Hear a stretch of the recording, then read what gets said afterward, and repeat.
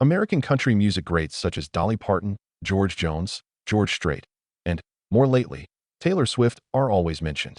Nevertheless, Vince Gill's name is not one that may be included. Without a doubt, Vince is one of the most gifted and multi-talented singers in the genre, known for his heartfelt vocals, exceptional guitar skills, and profoundly moving lyrics. His numerous accolades, including Grammy and CMA wins, further solidify his position as a legend in country music. The ability to combine elements of classic country music with pop and bluegrass is what really makes Vince unique. It's a sound that many people can relate to. To be sure, Vince's influence extends far beyond the realm of music. In addition to being one of the most revered and approachable individuals in Nashville, he is greatly appreciated for his humility and kindness. He was a member of the legendary band The Time Jumpers, and his classic hits like I Will Always Love You and Go Rest High on That Mountain are sure to stick in your memory. His impact extends well beyond the realm of music, motivating countless artists to skillfully combine originality with authenticity. Vince, like many country singers, has had his share of ups and downs in his life and career, the most notable of which has been his health. A number of health issues that Vince has encountered in recent years have devastated his legion of devoted fans and prompted many to wonder how the renowned musician and his loved ones are doing. Vince Gill's life is about to be explored in this video as we delve into his health struggles and the ways he has managed them throughout the years. Sit tight on top of that mountain. In 1995, at the height of his career, Vince Gill faced one of the biggest obstacles he had ever faced. For some time, Vince Gill's popular song, Go Rest High on That Mountain, must have served as a rallying cry for his legion of devoted fans. For anyone dealing with grief, the song became an anthem. Nevertheless, few were privy to the truth of Vince's situation at the time. A lot of personal feelings associated with loss, friendship, and family were conveyed in this song for Vince. After Vince's close friend and fellow artist Keith Whitley died in 1989 from alcohol poisoning, the voyage of Go Rest High on That Mountain began. Talented country musician Keith Whitley was famous for his heartfelt melodies and rich voice. He was born in 1955 in Kentucky and became popular in the 1980s with hits like Don't Close Your Eyes and I'm No Stranger to the Rain. His music was loved by many because it felt real and heartfelt. Struggling with grief, Vince attempted to write the song, but found the emotions too raw to put into words. It wasn't until 1993, following the death of his brother Bob, that Vince revisited the song. Vince's brother, Bob Gill, was also a significant part of his life. Bob was a musician too, and the two shared a close bond. Sadly, Bob passed away after battling cancer. So this time, Vince's sorrow and love for the two men poured out, and the song became a tribute to both Keith and Bob, honoring their lives and the mark they left on Vince's heart. When the song was released in 1995, it struck a chord with lots of people around the world. Its heartfelt lyrics and emotional depth resonated with people who were experiencing the pain of loss. Even now, Vince's performances of the song are incredibly moving, and oftentimes when he performs it, his voice trembles as he connects to the memories of his loved ones. Through this piece, Vince doesn't just share his grief, but he also invites others to feel their own and find solace in the music. The story behind Go Rest High on That Mountain is incredibly personal and deeply tied to Vince Gill's own life and the losses he has faced. His music reflects his experiences, including the pain of his parents' separation during his teenage years, which left a lasting mark on him. To truly understand his music and what Vince Gill is all about, we have to go all the way back to the beginning. Early background. His life story began on April 12, 1957 in Norman, Oklahoma, where he was born into a home that loved music. As the youngest of three kids to Jen and Stan Gill, Vince grew up surrounded by melodies and talent that went on to set the stage for his country music career. His dad, Stan, was a judge and also loved playing the guitar and banjo, which he taught his children to play. His mom, Jareen, also sang beautifully and played the harmonica well, so the family was like a small band. Music was a big deal in the Gill household. They'd gather around the radio and listen to the Grand Ole Opry and the new wave of rock and roll artists that were storming the country at the time. With this deep musical background, it didn't take too long for Vince's natural talent to shine. At just 5 years old, he began playing his grandmother's guitar and perfected the classic tune, Old Shep. Not long after, he and his brother had perfected their skills so much that they were invited to perform their own version of the Beach Boys' Long Tall Texan on a local radio show. Seeing Vince's talent take shape, his dad, Stan, stepped in to help him grow, setting him up for guitar lessons with local guitarist J. Julian Atkins. Vince was all in, and in no time his love for the guitar exploded. He even frequently took his guitar to school for show and tell, where he would entertain students by playing the House of the Rising Sun. But Vince wasn't just about the guitar alone. He also dove into other instruments like the fiddle, banjo, mandolin, and bass guitar, building the versatility that would later define his music and let him break the mold of traditional country music. Vince developed an interest in bluegrass music after he became friends with the son of his father's friend, who loved the genre and also played mandolin. His interest in the genre increased so much that after graduating high school, Vince chose to become a bluegrass performer. After high school, he wasted no time chasing that dream. He started his own bluegrass band called Mountain Smoke, which got a gig opening for the hard rock legends Kiss. However, the results were not what he expected. Let's just say it wasn't exactly smooth sailing. The crowd wasn't feeling the bluegrass vibe and began booing and throwing objects on the stage. Young Vince, who was never one to back down, responded by flipping the bird before leaving the stage. After Mountain Smoke disbanded, Vince moved to Kentucky. There he decided to dive deeper into bluegrass by joining top bands like Bluegrass Alliance and Boone Creek, where he got to play alongside the legendary Ricky Skaggs. These years were crucial for Vince as they gave him a chance to sharpen his craft and truly soak in the spirit of bluegrass. Early struggle. By 1976, Vince was ready for a new adventure and packed his bags for Los Angeles, where he briefly joined the backing band for fiddle player Byron Berlin. This opportunity got him a taste of the West Coast music scene and added more layers to his growing expertise. In 1978, Gill joined the band Pure Prayer League as a guitarist and vocalist. He appeared on their 1979 album Can't Hold Back and wrote several songs on it. During Gill's time as the lead vocalist, the band had a top 10 hit on the Billboard Hot 100 with Let Me Love You Tonight. Vince Gill's career evolved in the early 1980s, particularly during his time with Pure Prairie League and his collaborations with Rodney Crowell. He wrote the follow-up song, I'm Almost Ready, and contributed 5 other tracks to Pure Prayer League's album, Firin' Up. Joe Viglione from AllMusic praised Gill's contribution, noting that the album's sound blended country pop and adult contemporary influences, marking a departure from his later works. Despite the success of the Pure Prayer League, Gill was ready for a change.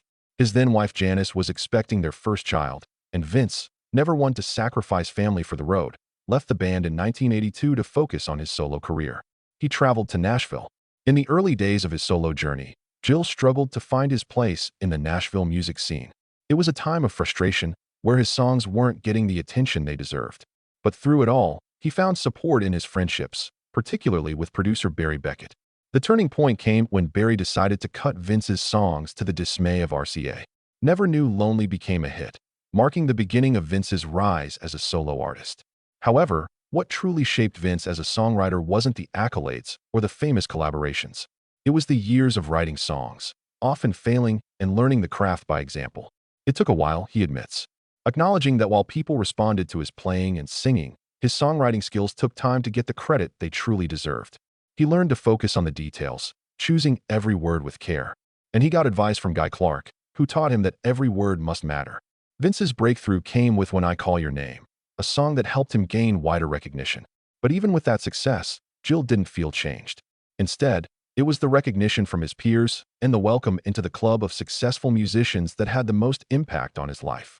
Vince's definition of making it was deeply rooted in the caliber of musicians he worked with, from bluegrass legends to session veterans. For him, it wasn't about the fame or the records sold. It was about the people he was fortunate enough to play with. His time with the Time Jumpers is another example of his commitment to growth. He saw the joining of the band as a way to push himself further as a musician, to play with people who could challenge and ultimately make him better. Never be the best musician in the band, he was advised early on, and it's advice that he's carried with him throughout his career. Even at the height of his own success, Vince was still learning, still growing, and still being pushed outside his comfort zone. One of his memorable moments came when he was asked to perform Surf's Up at a Brian Wilson tribute concert. It was a song that challenged his vocal range and musical ability to the extreme. But with hard work and perseverance, Vince not only pulled it off, but impressed some of his idols along the way. I walked off stage that night and Brian Wilson shook my hand. Vince remembers, deeply humbled by the experience.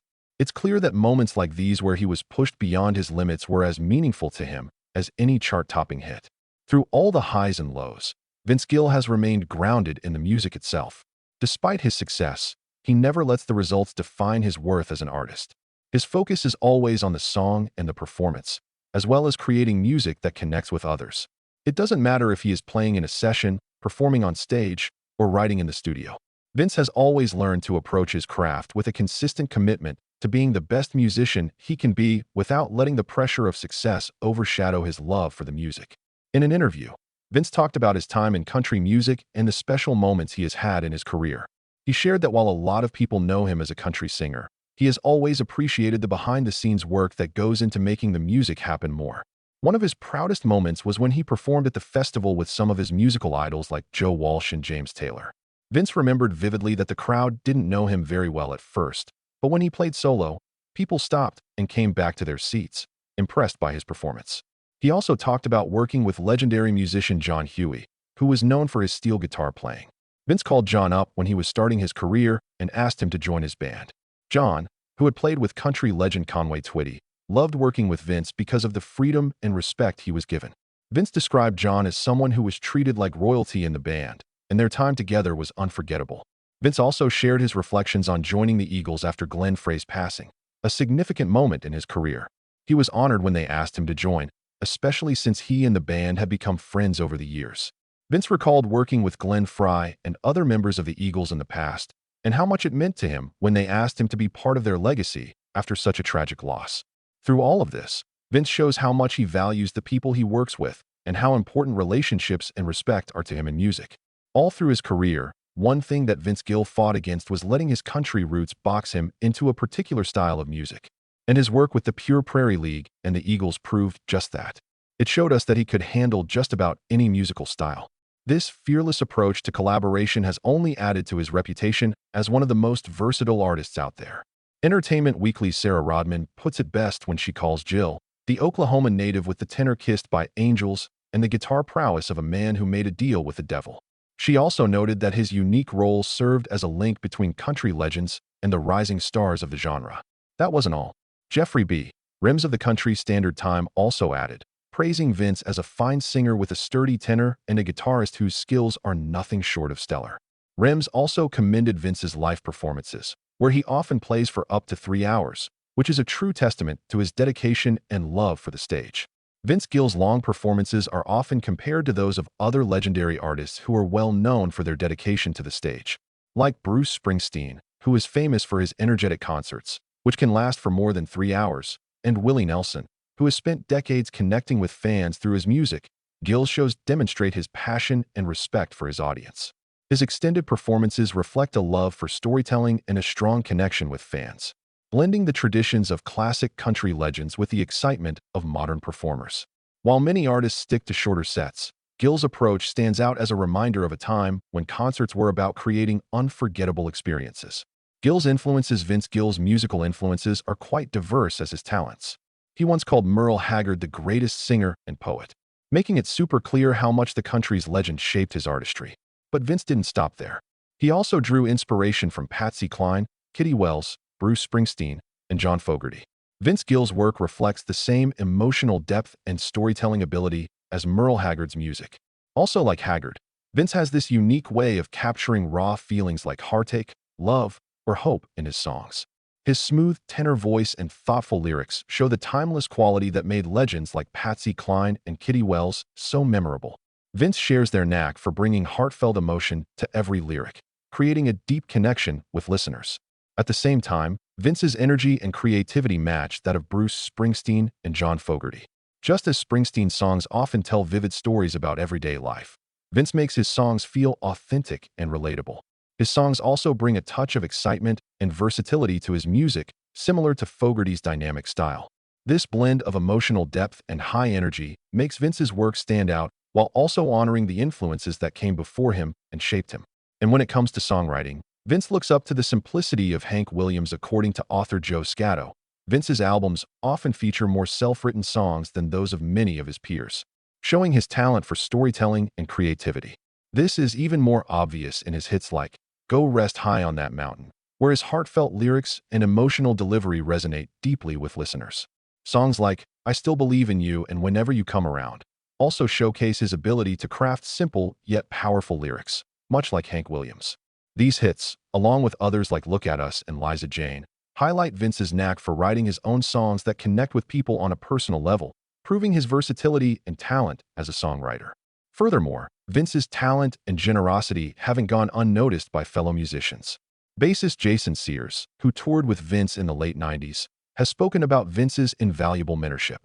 Meanwhile, country and bluegrass artist Charlie Worsham counts Vince's song, Liza Jane, as one of the first he ever learned to play. Vince even went the extra mile in 2018, gifting Worsham a custom-made guitar. This is just one of the many examples of how he's not only a musician icon, but also a guiding light for the next generation. It's suggested that Vince's generosity as a mentor and collaborator could be influenced by the musicians who inspired him. Legends like Merle Haggard and Patsy Cline were known not only for their incredible talent, but also for their authenticity and humility, which must have set an example for Vince. His admiration for these icons, combined with the community-oriented spirit of country and bluegrass music, shaped his desire to give back. Personal struggles. But Vince Gill's story isn't just about music. His songs are about resilience and heartfelt emotion. He has several tracks that touch on similar themes of loss, love, and healing, and a prime example is Worlds Apart from his 1996 album, High Lonesome Sound. In this song, Vince reflects on the emotional distance between two people, dealing with feelings of separation and longing. It speaks to the pain of losing someone, whether physically or emotionally, and the challenge of reconciling those feelings. Much like Go Rest High on That Mountain, Worlds Apart proves Vince's ability to express deep emotional pain while also capturing the hope of eventual healing. Another song, When I Call Your Name, delves into the heartbreak of a lost relationship, showing his skill at connecting personal grief with universal emotions. Vince Gill's musical catalog goes even further beyond these, as he has many more to explore in the depths of human emotion. His 1995 album, When Love Finds You, is a perfect example, with tracks like Maybe I'm Crazy and I Still Believe in You, where his raw, honest storytelling takes center stage. These songs open a window into Vince's world, where love is messy, the future is uncertain, and the heart struggles with loss. Fans have found comfort in these tunes, feeling understood in their own experiences of love and heartbreak. One standout track from the album, What's He Doing in My World, tells the story of a woman's sorrow and loneliness after her husband leaves her. Vince's writing is thoughtful and empathetic, capturing the protagonist's emotions with delicate care. Even in his more upbeat songs like One More Last Chance, there's an undercurrent of sadness, a reminder that happiness can be fleeting. Vince's music is special for its ability to balance both joy and sorrow, creating a rich, layered sound that deeply resonates with listeners. Life isn't simple, and Vince's songs beautifully reflect the full range of human experience. Vince Gill's music carries a unique quality that makes it both deeply personal and universally relatable. His lyrics have an extraordinary ability to connect with listeners, tapping into their deepest emotions and life experiences, particularly those who have faced loss or heartbreak.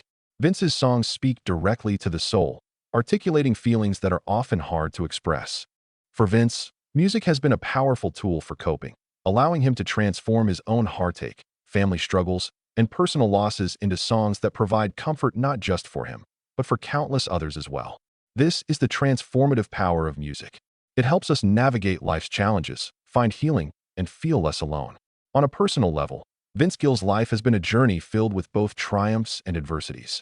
He has navigated the complexities of personal relationships, including a marriage to fellow musician Janice Oliver that ended in divorce in 1997 due to the pressures of fame and conflicting schedules. Despite these challenges, Vince has continued to channel his experiences into his music, crafting a body of work that remains both intimate and universally understood. Vince Gill's personal life has been a journey marked by both triumph and tribulation. After the dissolution of his first marriage, he navigated the complexities of co-parenting and confronted his own vulnerabilities. This period of transformation is reflected in his music, where he delved into themes of heartache, regret, and self-discovery. His honest and emotionally raw lyrics resonated with fans, offering comfort to those going through similar struggles. However, Vince's narrative takes a more uplifting turn with his marriage to Christian music legend, Amy Grant, in 2000. The marriage marked a new and happy chapter in his life. Amy Grant is a well-known singer and songwriter, especially in the Christian music world. She gained fame in the 1980s with hits like Baby Baby and El Shaddai. Her music has touched millions, blending pop and Christian themes in a way that made her one of the most successful Christian music artists of all time. Amy's faith and commitment to her music have always been at the forefront of her career. Her relationship with Vince brought together two powerful voices in music, each with their own loyal fan base. and the two quickly became a beloved couple in the entertainment world. Their marriage wasn't just a personal milestone, but also one that symbolized love and healing. Both Vince and Amy had been through their share of personal struggles and loss before they came together. Amy had been married to singer Gary Chapman before Vince, and the two shared a strong connection based on mutual respect and understanding. Together, they blended their families and found strength in their relationship, with both being open about their challenges and faith. In interviews, they've often talked about how their shared love for music and their strong connection through faith helped them grow even closer, both as a couple and as collaborators. Their partnership has inspired many fans and continues to stand as a testament to second chances and finding love after hardship. Their union marked a new chapter of stability, happiness, and creative collaboration. Vince credits Amy as his steadfast support, helping him through life's challenges. Together, they blended their families, creating a loving home that became a source of inspiration for Vince's music, infusing it with themes of healing, joy, and gratitude. Their musical collaborations, such as the hit duet House of Love, showcase their undeniable chemistry and artistic synergy. Health issues. Vince Gill's life has been shaped by various challenges, including health issues that have, at times, forced him to step away from the public eye. A particularly difficult period occurred in 2018 when Vince battled kidney stones, which resulted in a severe kidney infection, excruciating pain, and hospitalization. As a consequence, several performances were canceled, including a highly anticipated appearance at the CMA Awards. In addition to the severe pain Vince experienced during his kidney stone episode in 2018, the health scare led to unexpected complications. The kidney infection required surgery, and the recovery was long and difficult. Vince had to cancel multiple concerts, which was a tough decision as he deeply valued his connection with fans and his passion for performing. During this time, he also took a step back from the public eye to focus on his health, allowing him time to rest and recuperate.